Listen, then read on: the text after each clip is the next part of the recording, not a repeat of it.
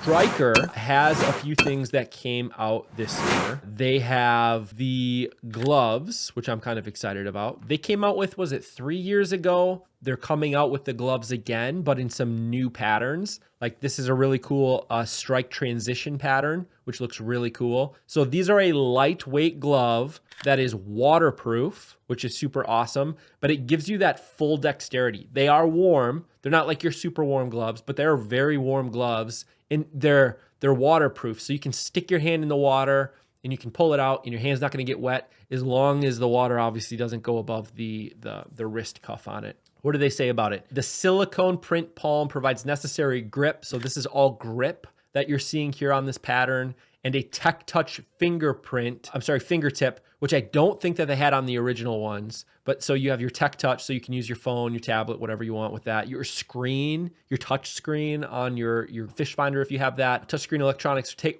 a picture without having to take your gloves off, which is awesome. They're still hard for me to like tie on new jigs and whatnot, so I have to take them off for that. But for everything else, you can kind of keep them on.